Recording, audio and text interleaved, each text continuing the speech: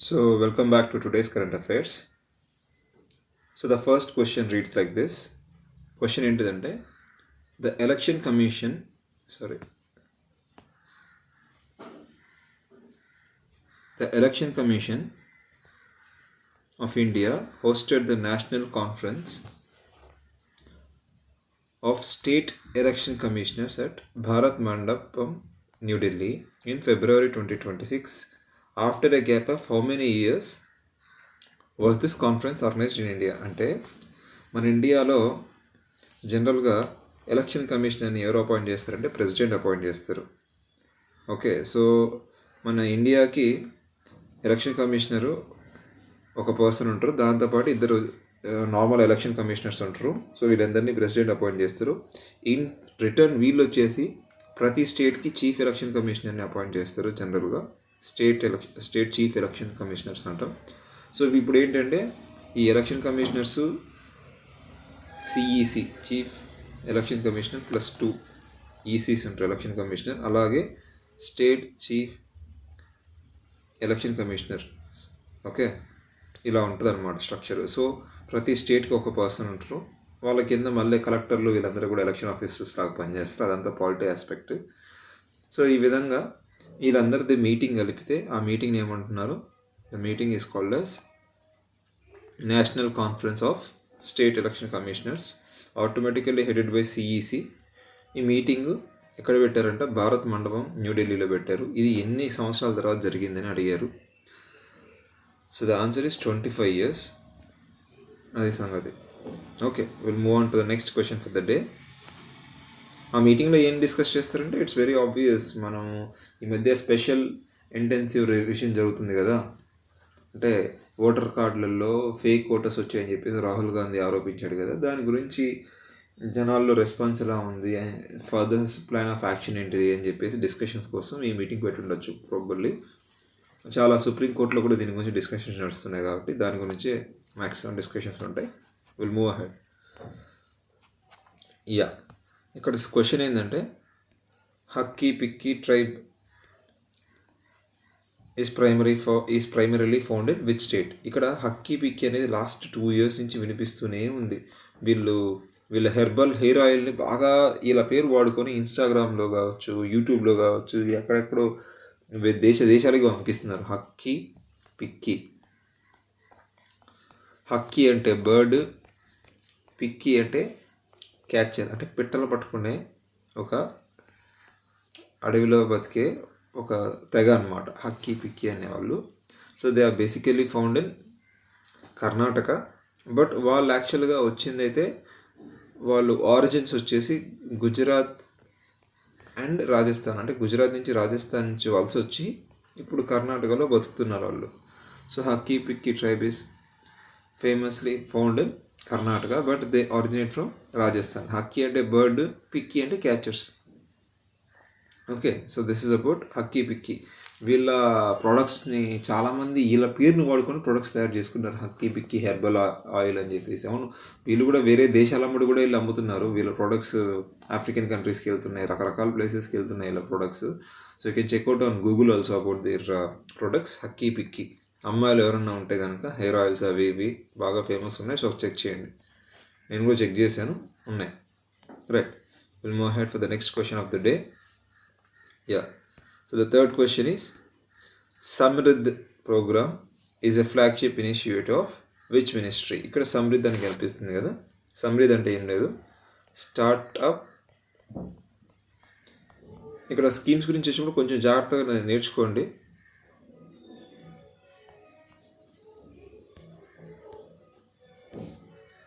Startup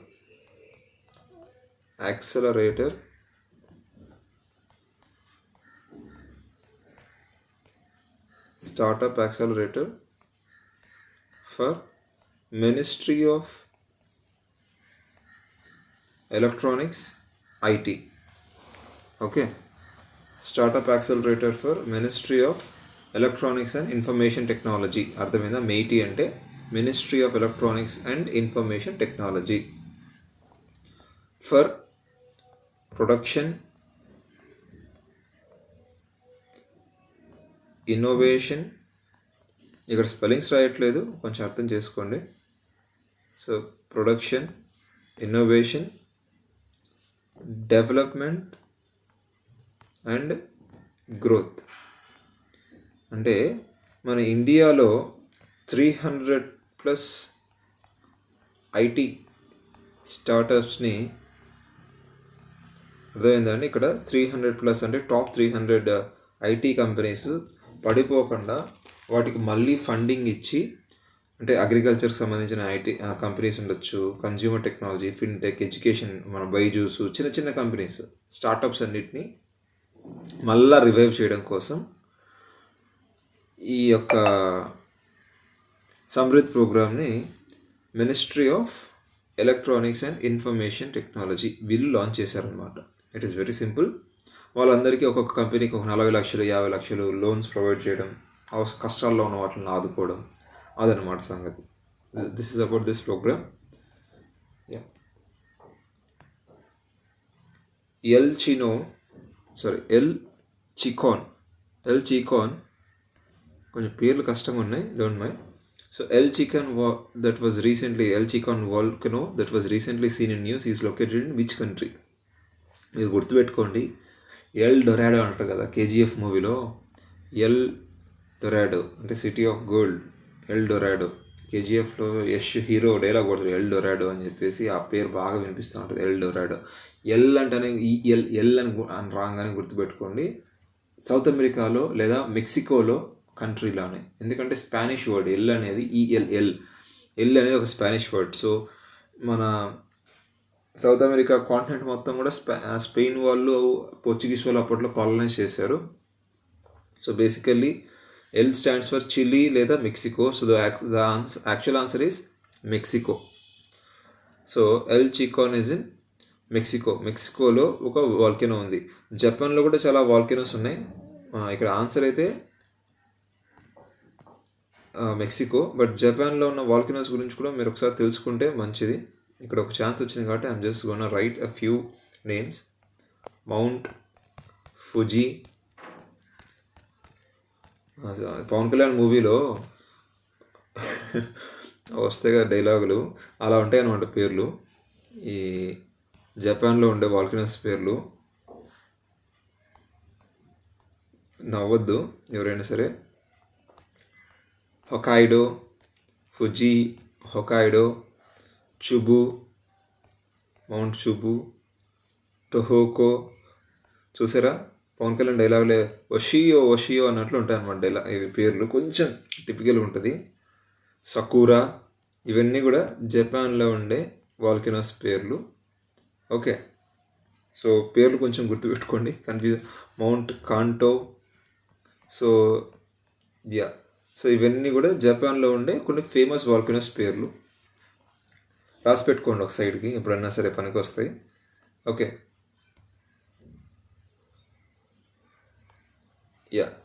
ఇంకా మీకు చిలీలో యాక్చువల్గా ఒక ప్లేస్ ఉంది. In Chile there is a volcano, there is a famous volcano called as Ojos గంభీరా అని పెట్టుకోండి.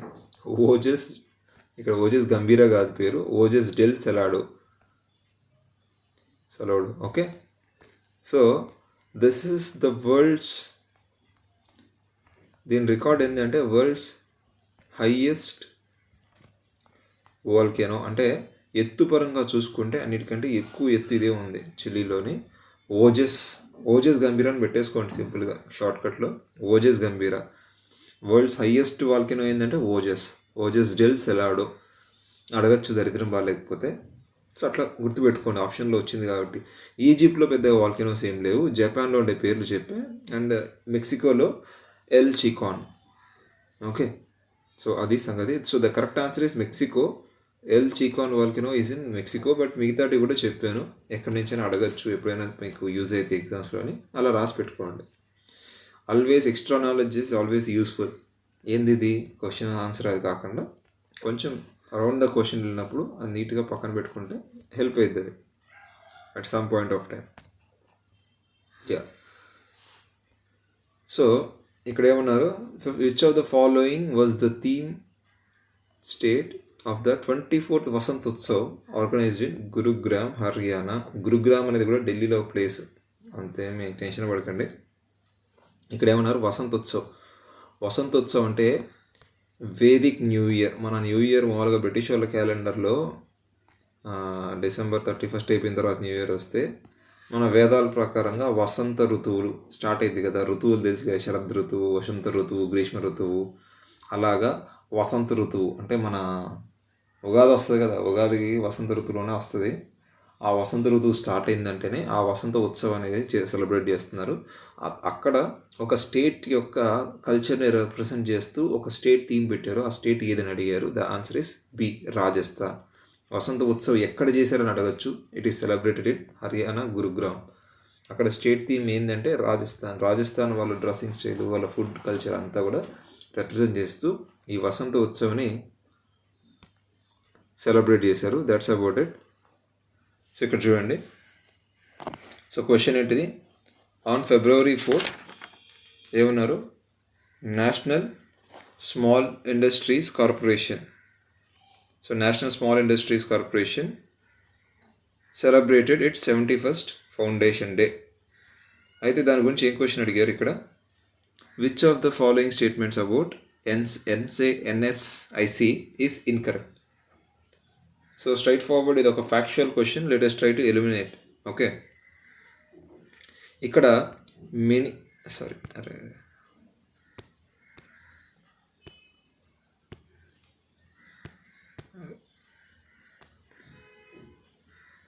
ఇక్కడ ఆప్షన్స్లో మనకి ఇచ్చిన వాటిలోంచి కొన్ని దాన్ని ఎలిమినేట్ చేస్తూ పోతే మనకి ఈ క్వశ్చన్ ఈజీ అయ్యింది. Now let us look at each option carefully.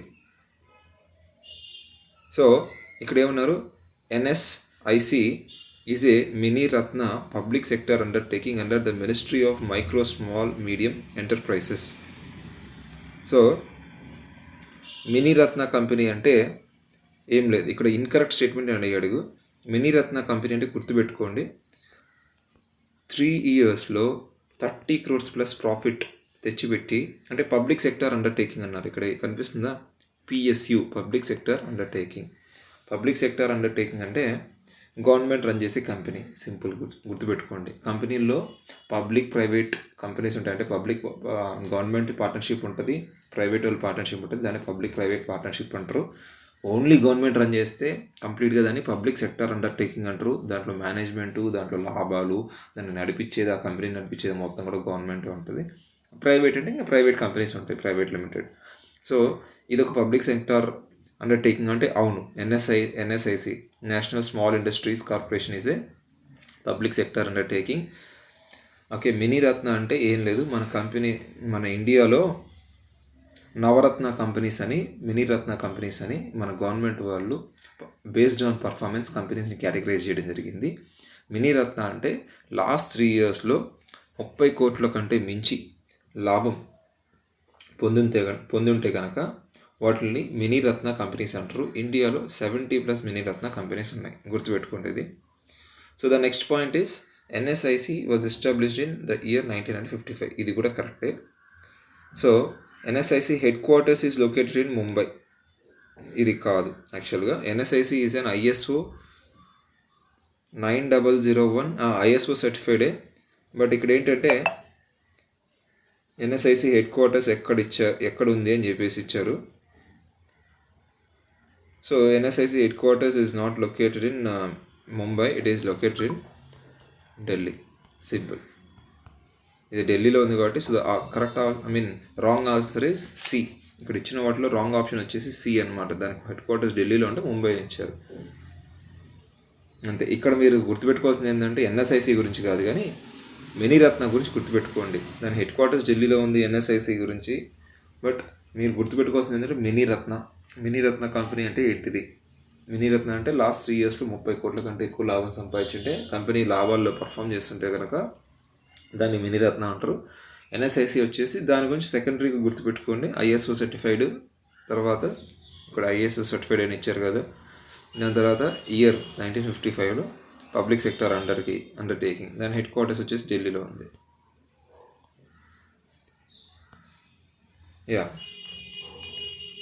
As of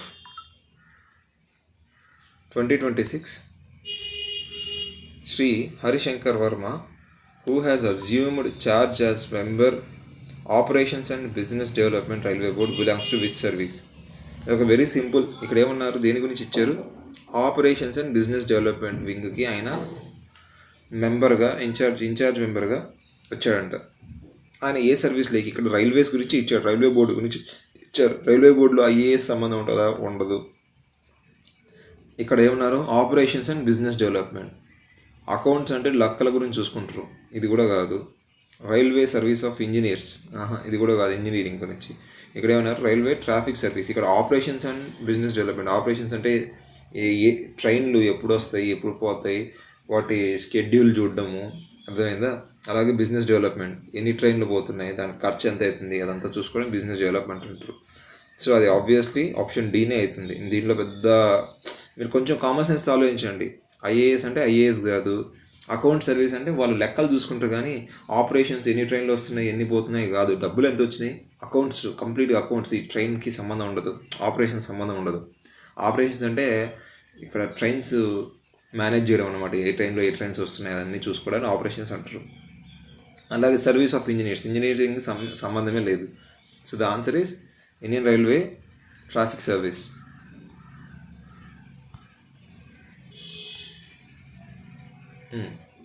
ఈ మధ్యన మణిపూర్లో ప్రెసిడెంట్ రూల్ తీసేసి కొత్తగా ఒక సీఎంని పెట్టారు. ఇది న్యూస్లో కూడా వచ్చింది. President's rule in Manipur was revoked in February 2026. Okay, తీసేసి ఎవరిని కొత్తగా పెట్టారు. The answer is Yumnam Khemchand Singh. So president rule ఎందుకు పెట్టారంటే మణిపూర్లో కుకీ అండ్ మీటీ అనే 2 జాతుల వాళ్ళు, ఓకేనా, కుకీ అండ్ మేటి, ఈ 2 తెగల వాళ్ళు కొట్టుకుంటున్నారనమాట. సో ఈ కొట్టుకుంటున్నప్పుడు ఈ కొట్లాటలను ఆపడానికి రాష్ట్రపతి పాలన వేశారు, అర్థమైందా అండి. సో ఆ రాష్ట్రపతి పాలన చాలా రోజుల తర్వాత తీసేశారు, సింపుల్. లాస్ట్ ఇయర్ ఫిబ్రవరిలో పెట్టారు. 1 year పాటు ఈ ప్రెసిడెంట్ రూల్ నడిచింది. ఇప్పుడు కొత్తగా ఒక సీఎం వచ్చాడు. అడగచ్చు, ఇది ప్రాబుల్ క్వశ్చన్. సో కాబట్టి గుర్తుపెట్టుకోండి, మిస్ అవ్వద్దు. Yumnam Khemchand Singh. All right.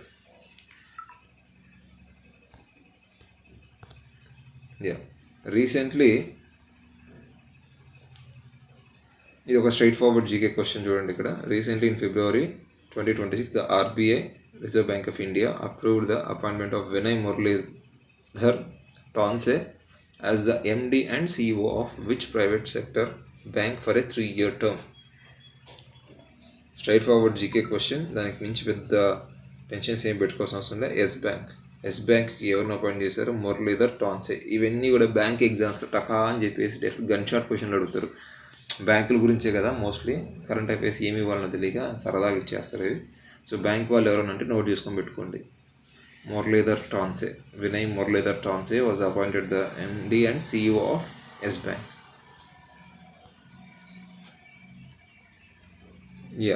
Last question for the day.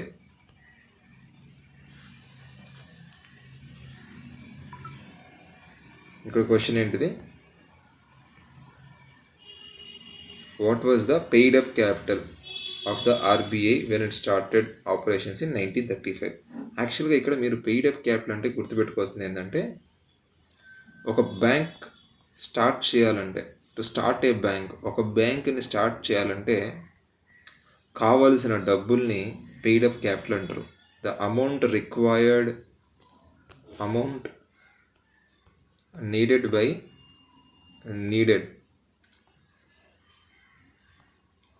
అర్థమైందంటే, ఒకప్పుడు ఇక్కడ అడిగింది పెయిడ్ అప్ క్యాపిటల్ గతంలో, కానీ as of now paid up capital ఎంతంటే, ఒక బ్యాంక్ స్టార్ట్ చేయాలంటే 500 crores ఉండాలంట. అంటే నేను నా ఫ్రెండ్స్ కలిసి బ్యాంకు స్టార్ట్ చేయాలనుకుంటున్నాం. ఫస్ట్ మా డబ్బులు 500 crores మా ఓన్ బ్యాంకులో మేము పెట్టుకుంటే అప్పుడు దాన్ని బ్యాంకుగా RBI వాళ్ళు గుర్తుపెట్టుకోండి. బ్యాంక్ స్టార్ట్ చేయాలంటే ఇది 5 లక్షలు అట్లా అనుకోకండి. దాని RBI యాక్ట్ ఉంటుంది 1934, దాని ప్రకారంగా, ఆ నామ్స్ ప్రకారంగా ఆ పెయిడ్ అప్ క్యాపిటల్ అనేది సంవత్సరాల వారీగా మారుతూ వచ్చింది. As of now the paid up capital in India is 500 crores plus. 500 కోట్ల కంటే మించి డబ్బులు నువ్వు ఇన్వెస్ట్ చేసుకొని నీ సొంత బ్యాంక్ నువ్వు స్టార్ట్ చేసుకుంటే అప్పుడు దాన్ని బ్యాంక్గా గుర్తించి జనాలు స్లోగా నీ దాంట్లో వచ్చి డిపాజిట్ చేస్తారు. ఫస్ట్ నీ డబ్బులు నువ్వు పెట్టుకోవాలి 500 కోట్లు. లేకపోతే నీ డబ్బులు అని కాదు, నీ చుట్టుపక్కల ఉన్న వాళ్ళవి అందరివి. కాకపోతే ఇక్కడ ఏమన్నారు, 1935లో ఆర్బీఐ స్టార్ట్ చేసినప్పుడు దాని పెయిడ్ అప్ క్యాపిటల్ ఎంత అని అడిగాడు. 5 కోట్లు పెట్టి స్టార్ట్ చేశారంట. అప్పట్లో 1935లో 5 crores అంటే ఇప్పుడు 5,000 కోట్లు 10,000 కోట్లు ఈజీగా ఇంకా ఎక్కువే ఉంటుంది. సో దాని గురించి మీరు వర్రీ అవ్వకండి. So the paid up capital of RBI when it started its operations in 1935 was 5 crores. But ఈ రోజు ఏమో ఎంత ఉంది పెయిడ్ అప్ క్యాపిటల్? 500 crores ఉంది. సో మీరు అనుకోకండి బ్యాంక్ పెయిడ్ అప్ క్యాపిటల్ ఈజీగా 5 కోట్లేనా అని చెప్పేసి అనుకోకండి. ఒకప్పుడు 5 కోట్లు, బట్ ఈరోజు 500 కోట్లు. Right. So that's it for today. We'll see you again tomorrow with more current affairs. Bye bye.